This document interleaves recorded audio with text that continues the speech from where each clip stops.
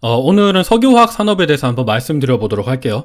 최근에 LG화학이랑 뭐 롯데케미칼, SK이노베이션 주가가 많이 떨어져서, 예를 들어 LG화학 같은 경우는 양극재 쪽으로 뭐 산업 다변화를 하고 있는 상태이기도 하고, 자회사로 LG에너지솔루션 지분도 많이 가지고 있고, SK이노베이션 같은 경우는 최근 들어서 뭐 SK이네스랑 합병할 것이다. 그리고 자회사로 SK온도 가지고 있기 때문에 얘들 주가가 많이 떨어져가지고, 얘네들 뭐 투자해도 되지 않을까라는 생각을 많이 하실 것 같아요. 근데, 석유화학 산업을 가지고 있는 기업들 같은 경우는 굉장히 힘들 것 같다라는 말씀을 일단 드리고, 오늘 영상을 시작해 보도록 하겠습니다. 그리고 제가 최근 들어서 뭐 보험사 그리고 여러 가지 산업에 대해서 새롭게 이렇게 말씀드릴 거다라고 얘기를 했는데, 오늘은 석유화학 산업에 대해서 한번 말씀드리는 게 좋을 것 같다라는 생각을 하고 있습니다. 제가 이때까지는 뭐 은행주 그리고 뭐 미국채, 반도체 이런 쪽으로 계속 했던 거에 대해서만 다루니까 그쪽 시각에 대해서만 한번 볼 수도 있잖아요. 근데 여러 가지 시각을 넓혀서 좀 내가 투자하지 않는 다른 산업에 대해서도 공부를 해보시면 장기적으로 투자 공부에 있어서 좀 좋을 것 같다라는 생각을 하고 있습니다. 그래서 오늘은 석유화학 산업에 대해서 한번 말씀드려 보도록 할게요. 다음에는 뭐 여러 가지 철강이나 이때까지 안 다뤘었던 뭐 자동차나 여러 가지 산업에 대해서도 한번 조금씩 다뤄보도록 하겠습니다. 일단 오늘은 LG화학이나 뭐 SK이노베이션, 롯데케미칼에 대해서 한번 보도록 할 텐데, LG화학 같은 경우는 최근 주가가 진짜 많이 떨어지고 있습니다. 요거는 참고로 월봉이거든요. 2003년도부터니까 거의 한 20년간 LG화학의 주가를 보면 꾸준히 원래 상승을 했었어요. 근데 최근 들어서는 주가가 진짜 회복을 못하고 주가가 계속 떨어지고 있습니다. 120 월선도 뚫고 지금 뭐 거의 회복을 못하다시피 할 정도로 고점 대비해서는 마이너스 65%인 상태이죠. 주가가 진짜로 많이 떨어졌습니다. 그리고 롯데케미칼도 마찬가지예요. 롯데케미칼은 지금 전고점 대비해서 마이너스 한 76% 정도 난 상태이기도 하고, 아직까지 주가가 회복을 못하고 있습니다. 월봉 요거는 거의 30년간 주가 차트인데, 주가가 진짜 많이 떨어지고 있는 모습을 보이고 있죠. SK이노베이션도 마찬가지입니다. SK이노베이션은 고점 대비해서 마이너스 65%이고, 얘들 같은 경우도 주가가 거의 회복을 못하고 있어요. 물론 최근 들어서 SKENS랑 뭐 합병을 할 것이다 이런 이야기 때문에 주가가 잠깐 반등을 하긴 했지만 그래도 주가가 회복을 못하고 있어요. SK이노베이션은 뭐 정유 사업을 많이 하고 있기 때문에 그나마 괜찮긴 한데, 그래도 얘네들도 뭐 LG화학이랑 롯데케미칼과 마찬가지로 주가가 회복을 못하고 있습니다. 그렇다면 왜 이럴까? 석유화학 산업들이, 아니 자회사로 뭐 2차전지 업체들도 있고, 뭐 LG화학 같은 경우는 LG 에너지 솔루션도 있고, 그리고 양극재 사업도 하고 있는데, SK이노베이션도 자회사로 SK온 지분을 많이 가지고 있죠. 근데 왜 이렇게 주가 회복을 못할까? 기대감이라는 게 도저히 없나? 최근에 테슬라 같은 경우는 저점 대비해서 한 20 몇 퍼센트 이렇게 반등을 했는데, 얘들은 왜 이렇게 회복을 못할까라고 생각을 해볼 수가 있겠죠. 왜 그럴까? 한번 보면, 최근 기사였거든요. 중국의 플라스틱 굴기, 세계 덮치나 공급 과잉에 따라서 무역 갈등에 영향이 있다, 시한폭탄이다, 이런 기사가 있었습니다. 중국은 사실 2000년도에는 굉장히 경제 성장이 활발하게 이루어지면서 우리나라가 중국이랑 지리적인 위치가 굉장히 가깝게 있었기 때문에 중국이 경제 성장하면 우리나라가 중국 쪽으로 수출을 많이 했었죠. 대표적으로 그때는 철강, 그리고 석유화, 정유 이런 쪽으로 굉장히 좀 좋았어요. 그때 뭐 SK이노베이션, 롯데케미칼 보면 2008년도, 2009년도 요때 진짜 많이 성장을 했었거든요. LG화학도 마찬가지입니다. 그리고 SK이노베이션도 마찬가지예요. 보시면 전반적으로 요때 좋았고, 2010년도, 2011년도 요때도 차정 때 또 좋기도 했었습니다. 근데 지금은 중국이 충분히 공급을 많이 늘렸어요. 중국도 석유화학 쪽으로 투자를 많이 하기도 했었고, 이제는 과거에는 순수익 국가였다라 그런다면 지금은 이제 공급을 너무 많이 했고, 공급을 너무 많이 해서 가격이 많이 떨어졌고, 자금률이 굉장히 많이 올라갔습니다. 그래서 올해부터는 순수출 국가로 바뀌고 있거든요. 그리고 중국의 경제 상황도 별로 안 좋습니다. 원래 중국이 석유화학, 화학산업에서 소비를 가장 많이 하는 독보적인 1등 국가였는데, 중국의 경제 상황도 많이 안 좋아서 중국 자체적으로 소비하는 규모도 줄어들었고, 이때까지 투자도 많이 했기 때문에 공급 과잉이 일어났고, 자금률도 그만큼 많이 늘어나서 소비가 줄어들었는데, 이거를 커버하기 위해서 싼 값에 세계로 많이 수출을 하고 있다는 거죠. 그러다 보니까 SK이노베이션, 뭐 롯데케미칼, LG화학 같은 석유화학 기업들은 당연히 안 좋은 모습을 보이고 있다라고 살펴보시면 좋을 것 같습니다.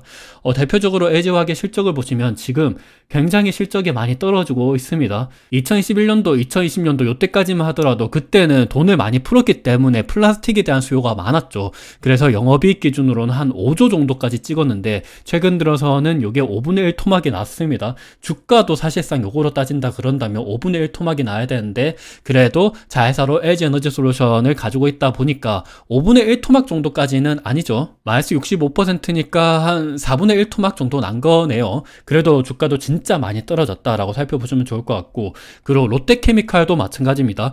롯데케미칼은 더욱더 많이 떨어졌습니다. 지금 적자죠. 진짜 실적이 계속 떨어지고 있는 모습을 보이고 있어요. 그리고 SK이노베이션은 그나마 괜찮습니다. 왜냐하면 SK이노베이션은 정유 사업을 가지고 있기 때문에 최근에 유가가 좀 높기 때문에 그나마 괜찮은데, SK이노베이션도 석유화학 그쪽 산업은 실적이 진짜 많이 떨어지고 있는 모습을 살펴볼 수가 있어요. 그래서 좀 세부적으로 한번 보면 왜 이런 현상이 일어나냐, 이거를 보시면 좋을 것 같은데, 화학 제품별 중국의 글로벌 생산 비중 추이. 원래 중국이 글로벌 생산에서 화학이 차지하는 비중이 그렇게 많지 않았거든요. 2007년도, 2008년도 요때까지만 하더라도 올레핀이라고 얘기를 하죠. 올레핀이라고 얘기하면 뭐 폴리프로필렌, 폴리에틸렌 요런 기초 유분 사업을 생각을 하시면 좋을 것 같습니다. 그때까지만 하더라도 중국의 비중은 한 10%, 13% 정도밖에 안 됐어요. 그래서 우리나라가 중국으로 수출을 많이 했었죠. 그때 LG화학, SK이노베이션 얘들이 좋았는데, 근데 중국이 이쪽으로 투자를 많이 했습니다. 그래서 지금은 거의 한 30%까지 늘어났어요. 2013년도니까 2014년도는 조금 더 늘어났다라고 생각을 하시면 좋을 것 같습니다. 다운스트림 쪽으로는 훨씬 더 많아요. 다운스트림 쪽이라 그러면 합성 수지, 합성 섬유, 합성 원료 요런 쪽으로 생각을 하시면 좋을 것 같죠. 그래서 중국의 생산 비중이 많이 늘어났고, 특히나 2022년도 기준으로는 MEG, ABS, PC, PP라고 하는 게 폴리프로필렌을 얘기하는 거죠. 전반적으로 보면 얘들, 이거는 폴리에틸렌이라고 얘기하는 거고, 기초유분인 프로필렌, 부타디엔, 에틸렌도 있습니다. 그래서 얘들의 중국에서 생산이 차지하는 비중이 거의 한 50%, 40% 요 정도로 들어갔고, 2022년도 기준이니까 지금은 한 50% 이상 정도로 가져가고 있다라고 살펴보시면 좋을 것 같습니다. 그래서 자금률도 보면 꾸준히 늘어나고 있는 모습을 보이고 있어요. 중국의 생산이 차지하는 비중이 많이 늘어나다 보니까 상대적으로 우리나라 업체들이 차지하는 비중은 조금씩 줄어들고 있다라고 살펴보시면 좋을 것 같습니다. 그래서 이렇게 중국이 생산을 많이 하는 게, 과거 우리가 철강 그리고 뭐 태양광, 디스플레이 이런 쪽만 생각하시면 안 돼요. 지금 화학 제품도 마찬가지입니다. 과거 철강도 보시면 2010년도, 그 전까지만 하더라도 우리나라가 뭐 포스코랑 현대제철 주가가 많이 올라갔거든요. 그런 뭐 중국 쪽으로 수출을 많이 하다 보니까 괜찮았는데, 근데 그때 이후부터 중국에서도 철강, 뭐 바오산 철강, 그리고 바오산 철강 말고도 중국에서 여러 가지 철강 업체들이 있죠. 얘들이 생산을 굉장히 많이 늘어났습니다. 많이 늘렸습니다. 그래서 철강의 가격도 진짜 많이 떨어졌었어요. 열연 철강, 뭐 냉연 철강 이런 쪽으로 가격이 많이 떨어졌는데, 물론 그 중간에 뭐 구조조정도 많이 일어났었고, 탄소 생산을 줄인다 그러면서 1년에 만들 수 있는 철강 자체를 좀 제한을 두는 그런 정책도 많이 펼쳤습니다. 그러면서 철근 가격은 그나마 좀 유지가 됐는데, 최근 들어서는 또 많이 빠지고 있죠. 중국의 경제 상황이 별로 안 좋기 때문입니다. 여튼 철근 가격도 이렇게 많이 치킨 게임에 들어갔었는데, 철근뿐만이 아니라 태양광은 지금도 아직까지 진행 중이죠. 지역별 모듈 가격은 아직까지 2013년도부터 해서 지금 한 4분의 1 토막이 났죠. 아직까지 계속 떨어지고 있고, 그리고 폴리실리콘, 웨이퍼, 셀, 모듈 아직 계속 떨어지고 있는 모습을 보이고 있습니다. 그리고 디스플레이도 마찬가지죠. 디스플레이도 2015년도 대비해서 진짜 많이 떨어졌죠. 중국의 BOE가 굉장히 투자를 많이 하고 치킨 게임에 돌입하면서 LG 디스플레이가 굉장히 많이 힘들다라고 살펴보시면 좋을 것 같습니다. 55인치 같은 경우는 최근 들어서 반등을 많이 하고 있긴 한데, 그래도 55인치 말고 32인치는 아직까지 많이 떨어지고 있고, LG 디스플레이도 아직 계속 적자인 모습을 보이고 있습니다. 최근 들어서는 흑자로 전환할 것이다 라는 이야기를 나타내고 있긴 하지만, 그리고 중국에서 뭐 이구환신이라든지 뭐 정책을 여러 가지 펼치고 있어서 그나마 괜찮긴 한데, 그래도 장기적으로 봤을 때는 과거에 그 높았었던 가격을 회복하기는 굉장히 힘들 것 같다라는 생각이 들고 있습니다. 그래서 생산 쪽으로 중국이 화학 제품 이런 쪽으로 굉장히 치킨 게임을 많이 걸고 있다라고 살펴보시면 좋을 것 같고, 그러면 소비 쪽으로 보시면 국가별 화학 소비에서 중국이 압도적으로 높습니다. 중국이 1등, 독보적인 1등이죠. 그리고 2등이 미국, 3등이 일본, 4등이 독일, 그리고 인도 뭐 이런 쪽으로 차지하고 있습니다. 중국이 굉장히 소비에서 많은 비중을 차지하고 있고, 그리고 우리나라가 중국에 원래 수출을 많이 했었어요. 2009년도, 2010년도 요때까지만 하더라도 우리나라에서 화학제품 수출 비중이 한 55% 정도 됐었거든요. 근데 요 비중이 계속해서 줄어들었습니다. 중국의 비중이 줄어든 만큼 뭐 당연히 인도나 미국, 일본, 뭐 독일 이런 쪽으로 수출을 많이 했겠죠. 근데 최근 들어서는 총 수출량을 보시면 올라가다가 최근에 떨어지고 있는 모습을 많이 보이고 있죠. 이거는 금리 인상에 대한 영향도 있고, 그리고 더군다나 전 세계적으로 미국도 그렇고 독일도 그렇고 일본도 그렇고 저성장 기조가 계속 일어나고 있죠. 성장이 일어나지가 않는다라는 거는 화학 제품에 대한 소비가 그만큼 늘어나지 않는다라는 것을 얘기합니다. 화학 제품 같은 경우는 대표적인 사이클 산업이죠. 경기가 좋을 때 우리가 뭐 플라스틱 같은 거를 많이 소비를 하잖아요. 고무도 마찬가지고. 근데 경기가 안 좋을 때는 그만큼 소비를 하지가 않습니다. 근데 최근에는 그게 거의 이렇게 오랫동안 유지가 되고 있다라고 살펴보시면 좋을 것 같아요. 더군다나 중국의 비중도 많이 줄어들고 있고 중국의 성장도 많이 안 좋아지고 있습니다. 소비 쪽으로 중국이 원래 소비를 많이 이렇게 하고 있는데 최근 들어서 화학이 많이 쓰이는 부동산 쪽으로도 많이 안 좋은 모습을 보이고 있죠. 중국의 주택 가격이 계속 떨어지고 있는 모습을 보이고 있고, 그리고 중국의 CPI 지수 같은 경우는 마이너스인 상태가 지속이 되고 있다가 최근 들어서는 플러스로 전환을 하긴 했지만 CPI만 이렇게 전환을 한 거지, PPI 같은 경우는 지금 도대체 이게 몇 개월 연속으로 마이너스인 상태인지 잘 모르겠습니다. 아직까지 도저히 플러스로 전환할 기미가 보이지 않고 있습니다. 중국의 경제 상황이 이렇게 안 좋다 보니까 중국에서는 뭐 이구환신 정책이라든지 중국의 부동산 규제를 좀 완화시켜주고 있고, 그리고 중국의 지준율, 그리고 중국의 LPR 금리를 계속 떨어뜨리고 있는 모습을 보이고 있긴 하지만, 그래도 아직 경제 상황이 나아지고 있는 모습은 아니거든요. 중국의 PPI가 어느 정도 반등을 해야 중국의 뭐 화학 제품 소비가 늘어난다라고 볼 수 있는데, 근데 지금은 전혀 그런 모습을 보이지 않고 있습니다. 그래서 우리나라 업체들 같은 경우는 뭐 LG화학이랑 롯데케미칼, SK이노베이션도 마찬가지지만 생산 쪽으로는 중국이 이렇게 늘어나고 있고, 그리고 소비 쪽으로는 중국이 도저히 이렇게 좀 살아나고 있지 않는 모습을 보이다 보니까 굉장히 힘들다. 그래서 이익이 늘어나는 게 아니고 당연히 줄어들고 있다라고 살펴보시면 좋을 것 같습니다. 그리고 기사를 조금 더 세부적으로 보면 자동차 부품, 가전제품 등에 사용되는 폴리프로필렌이 PP죠. PP의 경우 중국은 올해 3월부터 순수출국으로 전환했다라고 합니다. 이때까지는 중국이 수입을 많이 했었어요. 우리나라가 그래서 중국 쪽으로 수출을 많이 했었던 거죠. 근데 중국이 앞서 보신 것처럼 생산을 계속해서 늘렸고 자금률을 많이 늘렸습니다. 그리고 소비 쪽에서도 많이 타격을 받고 있죠. 부동산도 안 좋고 가전 이런 쪽으로도 경제 상황이 워낙 안 좋다 보니까 사람들이 뭐 자동차 교체라든지 가전제품 교체라든지 이런 게 살아나지가 않고 있습니다. 물론 최근 들어서는 정책적으로 지원을 해주고 있지만요. 아직까지 그 절대적인 수치는 많이 회복을 못하고 있죠. 그래서 중국은 순수출국으로 전환을 했고, 베트남, 태국 등 동남아시아는 물론 브라질까지 수출되면서 우리나라 그리고 일본 석유화학 강국의 시장을 위협하고 있다라고 합니다. 석유화학 강국인데 우리나라가 원래 LG화학의 기존 뭐 주가를 보더라도 아시겠죠? LG화학은 꾸준히 원래 주가가 올랐었던 기업이에요. 롯데케미칼도 마찬가지입니다. 근데 지금은 아니다. SK이노베이션도 원래 나쁘지 않게 이렇게 움직였는데 최근 들어서는 정유 산업이 받쳐주는데도 불구하고 주가가 많이 떨어졌죠. 그래서 이런 것들을 보면 중국의 영향력이 굉장히 크다, 굉장히 힘들다라고 살펴보시면 좋을 것 같습니다. 그리고 중국 정부는 아직 플라스틱 생산량 감축에 적극적으로 나서지 않고 있다라고 합니다.